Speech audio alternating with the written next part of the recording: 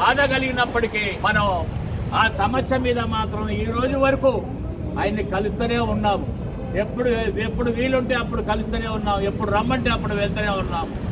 ఆ కృష్ణ భాస్కర్ గారిని ఏదున్నా కూడా నా సెక్రటరీ ఆయన ఉన్నారు, వాళ్ళని కలవండి, వారు ఏం చెప్తే మీరు అది చేయండి అని చెప్పారు.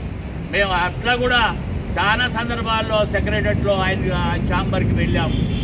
అయినా కూడా ఆర్టిజన్ కార్మిక సోదరులు ఇప్పుడు ఒక ఐక్యతగా వచ్చారు. మీ అందరికీ ధన్యవాదములు. మీ అందరికీ అండగా ఎంప్లాయీస్ యూనియన్లు అన్నీ ఉన్నాయి, అట్లాగే కుల సంఘాలు ఉన్నాయి, ఎస్సీ సంఘాలు ఉన్నాయి. అన్ని సంఘాలు కూడా మీకు మద్దతుగా ఉన్నాయి. కారణం ఏమిటంటే మీరు ఏది గురవుతున్నారో ఈ విద్యుత్ సంస్థలో పనిచేసినటువంటి కాంట్రాక్ట్ కార్మికులు, గతంలో ఇచ్చిన ఏజ్ వర్కర్లు కానీ వాళ్ళందరికీ కూడా ఉన్నటువంటి రూల్ ఇంప్లిమెంట్ అయితే ప్రమోషన్స్ కానీ కన్వర్షన్ కానీ ప్రతి ఒక్కరికి చదువుకు తగ్గ ఉద్యోగం ఇచ్చారు. కానీ మన ఆర్టిజన్ 23,000 మందికి మాత్రం అన్యాయం చేశారు. అది 100% అన్యాయమే అనేది ప్రతి ఒక్క సంఘము, ప్రతి ఒక్క అసోసియేషన్ కూడా గ్రహించింది. ఈరోజు అందరూ కూడా ఆర్టిజన్కి న్యాయం చేయాలని ఒక కంకణం కట్టుకున్నారు. ఎందుకంటే గత సంవత్సరం నుంచి మేము పోరాడుతూనే ఉన్నాము. అయినా కూడా అందరూ కలిస్తే అందరి ఐక్యతతో ఏదైనా సాధించుకోవచ్చు. నేను విద్యుత్ సోదరులో ఉన్నటువంటి ఆర్టిజన్ కార్మిక సోదరులు ప్రత్యేకంగా మీరు మాత్రం భయపడవలసిన అవసరం లేదు. ఎందుకంటే ఇక్కడ ఆఫీసర్ల దగ్గర పనిచేస్తారు కాబట్టి మా ఆఫీసర్ ఏమనుకుంటాడో అనుకోని ఇప్పుడు 10 ఏళ్ళైంది ఆర్టిజన్ కార్మికుడికి అన్యాయానికి గురి అయ్యి ఆ రూలు మారట్లేదు, మనకి ప్రమోషన్లు రావటం లేదు, ఆ యొక్క ఏపీఎస్సిపి రూలు కూడా ఇవ్వటం లేదు. మరి ఇంకెంత ఓపిక పడతారు, ఇంకెన్ని సంవత్సరాలు కష్టపడతారు? అది మీరు ఆలోచించండి. ఐక్యత ఉంటేనే ఏదైనా సాధ్యం లేనిది లేదు. మీ అందరికీ తెలుసో లేదో, ₹1 అంటే తెలంగాణలో ₹12.50 అన్‌స్కిల్డ్ కార్మికుడికి ఇస్తే ₹1 కోసము 29 రోజులు సమ్మె చేసిన చరిత్ర కాంట్రాక్ట్ కార్మికులకు ఉంది. కేటీపీఎస్లో కానీ మిగతా పెద్దపల్లి కానీ మిగతా వాటిలో ₹12.50 ఇచ్చేది పర్ డే. అదే వీటీపీఎస్లో కానీ కడపలో కానీ నెల్లూరులో కానీ సీలర్లో కానీ ₹13.50 ఇచ్చేది. అప్పుడు ఏం జరిగింది? ఆ ₹1 కోసం 29 రోజులు సమ్మె చేసాం. ఐక్యతతోటి సాధించుకున్నాం. ₹500 అన్‌స్కిల్డ్ కార్మికుడికి, 550 సెమీ స్కిల్డ్కి, ₹600 స్కిల్డ్ కార్మికుడికి మనం సాధించుకున్నాం. ఇక్కడ ఉన్నటువంటి బిరించి గారు అప్పుడున్న ఏపీఎస్సిబిలో మంచి అధికారులు ఉండేటి, మంచి ఐఏఎస్ అధికారులు ఉండేవారు. కాంట్రాక్ట్ కార్మికుల కంటే సాయం చేసేవాళ్ళు. వాళ్ళు ఎవరైతే ఎంప్లాయీస్ యూనియన్లు వచ్చినా కూడా వాళ్ళు పక్కకి చెప్పి కాంట్రాక్ట్ లేబర్ అంటే విలువ ఇచ్చేవాళ్ళు. ఈరోజు అట్లాంటి అధికారులు లేకపోవటం వల్లే మనకు అన్యాయం జరుగుతూ ఉన్నది. ఆర్టిజన్ కార్మిక సోదరులకి ఎన్ని సంవత్సరాల నుంచి చెప్పినా కూడా, కానీ ఈ సమయం పోతే మళ్ళీ మీకు ఇంత ఐక్యత రాదు. ఈ ఐక్యతను మీరు చాటాలి. ఈ ఐక్యతతోనే మీరందరూ ముందుకు పోవాలి. ఇప్పటి వరకు నేను చెప్పినటువంటి విషయాలు మీరు పరిగణలో తీసుకోవాలి. ఎవరో వచ్చి ఏదో చేస్తారని మాత్రం మీరు ఆశపడద్దు. మీకు అండగా ఉన్నా కూడా మీ ఐక్యతతోనే మీరు సాధ్యమవుతుంది. అది 100%. మేము కాంట్రాక్ట్ కార్మికుడుగా ఒక ప్లాంట్లో కేటీపీఎస్లనే 1300 మంది ఉండేది. మళ్ళీ పీస్ రేట్ కార్మికులు 500 మంది ఉండేది. 1800 మంది పనిచేసేవారం. వీళ్ళంతా కాంట్రాక్ట్ లేబర్ 1/4/1980 నుంచి పనిచేసేవారు. ఏం జరిగింది?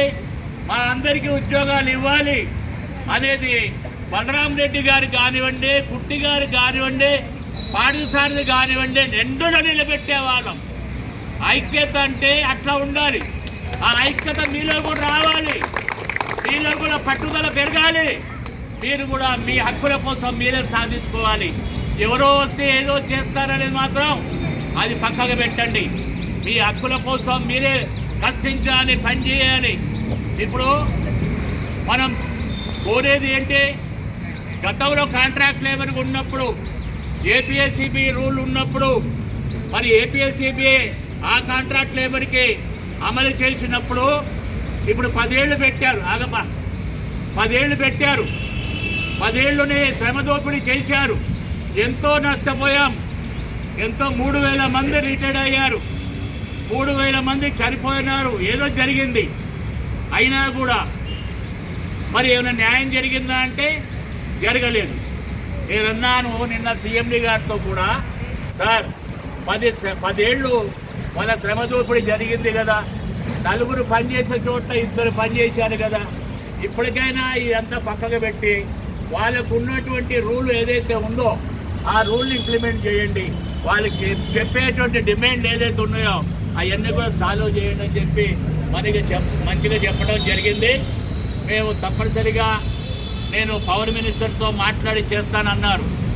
ఇదన్నీ ఒక పక్కనైతే మీరు చేయవలసిన పనులు ఏంటంటే ఖచ్చితంగా మీరంతా ఐక్యతతో ఉండి, ఇప్పుడు మీ అందరికీ అన్ని సంఘాలు అండగా ఉన్నాయి, అన్ని అసోసియేషన్లు అండగా ఉన్నాయి.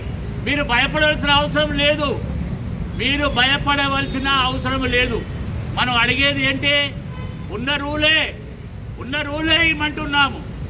ఉన్నటువంటి ఏదైతే రూల్ ఉందో ఆ రూలే ఇంప్లిమెంట్ చేయమంటున్నాము తప్ప మరొకటి కాదు. గతంలో ఎలా ఇచ్చారు? ఎలక్ట్రిసిటీ సెక్టార్లో వాళ్ళు గవర్నమెంట్ 60 రూపాయలు ఇచ్చేది, మనవాడు 20 రూపాయలు ఇచ్చేవాడు విలేజ్ ఎలక్ట్రిసిటీ వర్కర్లకి. వాళ్ళకి అంతమందికి పర్మనెంట్ చేశారు. ఏ రూల్ ఇచ్చారు? అసలు వాడు మన మనిషి కాదు. నిజంగా చెప్పాలంటే ఏపీఎస్సీబీ రూల్ ఇచ్చారా లేదా? కాంట్రాక్ట్ లేబర్ ఏపీఎస్సీబీలో పనిచేసిన వారు అందరికీ ఈ రూలే ఇచ్చారు. మరి వీళ్ళకెందుకు ఈ రూల్ ఇచ్చారు? ఏదైతే స్టాండింగ్ ఆర్డర్ ఇచ్చి వీళ్ళు గొంతెందుకు కోశారు అన్నా కూడా ఏదో ఒకటి లేపా, వాళ్ళు పర్మనెంట్ అయ్యారు కదా, అది చాలే, తర్వాత మాట్లాడదామని అనటం కూడా జరిగింది మిత్రులారా. సరే, ఏది ఏమైనప్పటికీ ఇప్పుడు చాలా మీ అందరికీ అన్ని ప్రొబేషన్స్ కానీ కమిట్మెంట్ కానీ అన్నీ అయిపోయాయి. మీ అందరికీ కూడా ఎలిజిబిలిటీ వచ్చింది. ఇకనైనా సరే ఈ అవకాశం మీరు వదులుకోవద్దు, మీరే కొట్లాడాలి. ఎవరో వచ్చి చేస్తారో ఏదో చేస్తారని మాత్రం పక్కన పెట్టండి. మీ యొక్క పని విధానం ఏదైతే ఉందో దాన్ని అంతా కూడా ఖచ్చితంగా మనము మన హక్కులు మన పరిరక్షణ అనే ఒక పద్ధతిలోనే మీరందరూ పనిచేయాలని చెప్పి మీ అందరికీ సూచిస్తున్నాను మిత్రులారా. మీ అందరికీ తెలుసు ఏపీఎస్సీబీలో ఎక్స్ క్యాజువల్ లేబర్కి చాలామంది 100 రోజులే పనిచేశారు. వాళ్ళందరికీ 100 రోజులు పనిచేసిన వారికి ఏ రూల్ ఇచ్చారండి? 1997లో ఏ రూల్ ఇచ్చారు? ఇదే రూల్ ఇచ్చారు. ఉన్నటువంటి ఏపీఎస్సీబీ రూల్స్ ఇచ్చారు. ఆర్టికల్కి వచ్చేసి ఎందుకు ఇవ్వట్లేదు అని గొంతు చించుకుంటున్నాం. ఒక కార్మిక సంఘము, మాది అధికార పార్టీ, మాకు ఖచ్చితంగా స్టాండింగ్ రూలే కావాలని బల్లగుద్దారు. అప్పుడు కమిషనర్ గారు ఏమన్నారు? మీలో మీకు ఐక్యత లేదు కాబట్టి నేనేమి చేయలేను, మేనేజ్మెంట్ కూడా ఇదే ఇవ్వమంటుంది కాబట్టి ఆ స్టాండింగ్ ఆర్డర్స్ ఇస్తానని చెప్పడం జరిగింది. మాది అధికార పార్టీ, మేము చెప్పిందే చెయ్యాలి అన్నారు. మళ్ళా గుద్దారు. కమిషనర్ ఆఫీస్లో అగ్రిమెంట్ అయ్యేటప్పుడు మళ్ళా గుద్ది మాకు ఇదే స్టాండింగ్ ఆర్డర్ కావాలన్నారు. మేమంతా కూడా వ్యతిరేకించినా కూడా మమ్మల్ని ఎవరూ లెక్క చేయలేదు. అంటే ఎవరూ లెక్క చేయలేదంటే మీరు ఈ స్టాండింగ్ రూల్ వద్దు అంటే మీరు కోర్టుకు పోండి, కానీ మేనేజ్మెంట్ ఇచ్చింది కాబట్టి, ఒక యూనియన్ ఇవ్వమంటుంది కాబట్టి మేము ఇయ్యక తప్పదు అన్నారు. దాని మీద మీరు కోర్టుకు వెళ్తే వెళ్ళండి అన్నారు.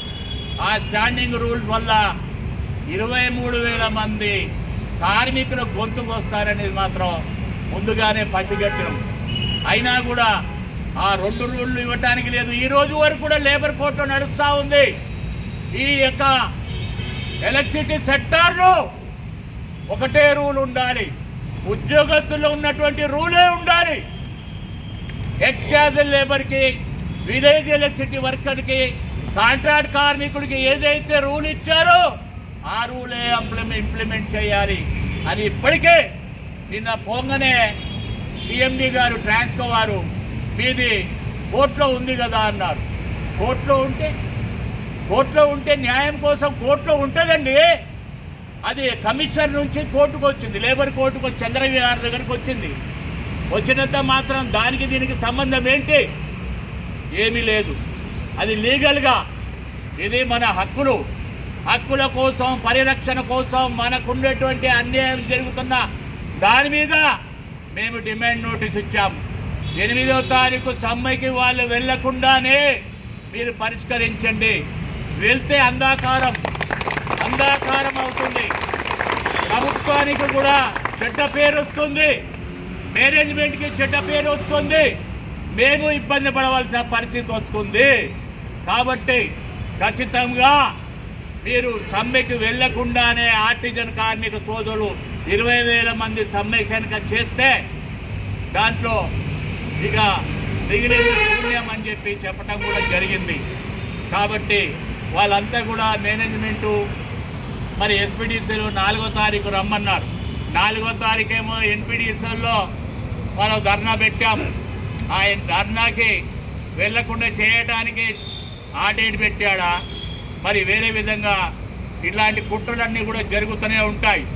కాబట్టి 8వ తారీఖు సమ్మెకి పూర్తిగా టెంట్ వేసుకొని కూర్చోండి. టెంట్ వేసుకొని సామరస్య పద్ధతిలో గాంధేయ మార్గంలో నా హక్కులు నాకు ఇవ్వండి, నా ఏపీఎస్సీబీ రూల్స్ నాకు ఇవ్వండి, నా రిటైర్మెంట్ బెనిఫిట్స్ నాకు ఇవ్వండి అనేది మనం చాటవలసిన అవసరం ఉంది. పనులు అన్నీ పక్కగా పెట్టండి, ఊర్లు టూర్లు అన్నీ మొత్తం పక్కగా పెట్టండి. మొత్తం కూడా ఇక్కడ మాత్రం కూర్చోండి, ఇక్కడైనా కూర్చోండి. మనం ఈ ప్రమిసెస్లే మన నిరసన. ఎందుకంటే మనం ఇక్కడ పని చేస్తున్నాం కాబట్టి ఈ ప్రమిసెస్లే మనం ఇక్కడ మొత్తం టెంట్ వేసుకొని సామరస్య పద్ధతిలో ఎవరు పని చేయకుండా సమ్మెలో వెళ్ళాలని కాదు, మన హక్కుల పరిరక్షణ కోసం మనకి రావాల్సిన ఏదైతే ఇంతవరకు అన్యాయం జరిగిందో ఆ ఇంతవరకు జరిగినటువంటి అన్యాయం నేను ఒకటే చెప్పాను. ఈ గ్రేట్ చేంజింగ్ కాదు, అసలు మొత్తం మార్చాలి, మొత్తం మూలమే మార్చాలి. మీరు గ్రేట్ చేంజింగ్ లేదా ఎరియర్స్ ఏదో ఇచ్చేసి చేతులు దొరుకుతుంటే కుదరదు. ఉన్న యథార్థ సత్యాలు మేము లేబర్ కోర్టులో కొట్లాడేది కూడా అదే. ఆర్టిజన్ కార్మికులు ఒకటే రూల్ ఉండాలి, ఉద్యోగస్తులకు ఒకటే రూల్ ఉండాలి, ఓఎంఎం కార్మికుల సోదరులకు ఒకటే రూల్ ఉండాలి. ఇలాంటి రూల్ ఉన్నప్పుడే ఏదైనా సాధ్యపడుతుంది, ఏదైనా జరుగుతుంది. చదువుకు తగ్గ మనొక అధికారి అంటుండు, ఏముందబ్బా ఇక కొన్ని రోజులు పోతే మేము అంతా వెళ్ళిపోతాం, అంతా ఆర్టిజన్లే కదా, వాళ్ళే వెళ్తారు కదా అంటే మీరు పోరు అనుకోండి. ఈ రూల్ ఉన్నంత వరకు మొత్తం ఆర్టిజన్లే కదా అంటే చెప్తే అయిపోద్దా? అయిపోదు. ఈ రూలు మార్చాలి. ఏదైతే రూల్ ఉందో, ఏదైతే స్టాండింగ్ ఆర్డర్ ఉందో దాన్ని మార్చాలి. ఖచ్చితంగా ఉన్న రూల్ ఇంప్లిమెంట్ చేయాలి, వాళ్ళందరికీ న్యాయం చేయాలనేది ఒక అధికారులు కూడా నేను చెప్పడం జరిగింది. నిన్న డైరెక్ట్ హెచ్ఆర్ గారు కూడా, జన్కో వారు కూడా, వజీర్ 20,000 మంది ఉన్నారు కదా, వాళ్ళ గురించి మీరంతా కూడా ఆలోచించి ముందు ఒక గ్రేడ్ చేంజ్ చేస్తాము అన్నాడు నిన్న నాతో చెప్పడం జరిగింది హెచ్ఆర్ గారు. అంటే గ్రేడ్ చేంజింగ్ కోసం కాదు, ఇది మన జీవితాలు మారటానికి, మీ బ్రతుకులు మారటానికి చేసేటువంటి పోరాటం. గ్రేడ్ చేంజ్ చేస్తే ఆ గ్రేడ్ చేంజెస్లో 2 ఇంక్రిమెంట్లో, ఒక ఇంక్రిమెంట్లో వచ్చి 500 ఇంక్రిమెంట్. నిన్న సీఎండి గారు కూడా చెప్పడం జరిగింది, ట్రాన్స్కో సీఎండి గారి వాళ్ళ ఇంక్రిమెంట్ రేట్ ఎంత అండి? 500. 500. మరి అది ఆలోచించండి మీరు. ఇకనైనా వాళ్ళ మీద దాలి చూపెట్టండి అని చెప్పడం జరిగింది. ఏదున్నా సరే ఇప్పుడు ఈ అవకాశం మీరందరూ కూడా సద్వినియోగం చేసుకోవాలి.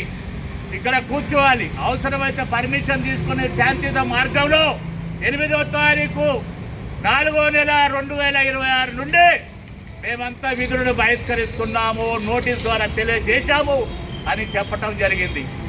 ఏదైనా సరే మనం మాత్రం విజయం సాధించుకునేంత వరకు, ఈ రూలు మారేంత వరకు మీకు ఖచ్చితంగా అన్ని సంఘాలు అన్నీ కూడా జాక్ కూడా మొత్తం కూడా ఇంజనీర్లు కూడా మరి మీకు సహకరిస్తారు. కాబట్టి మీరందరూ కూడా ఈ అవకాశం సద్వినియోగం చేసుకొని మీ యొక్క హక్కుల పోరాటానికై మీరందరూ కలిసికట్టుగా ఐక్యతతో ముందుండాలని మీ అందరికీ మనవి చేస్తూ ముగిస్తున్నాను. Thank you very much.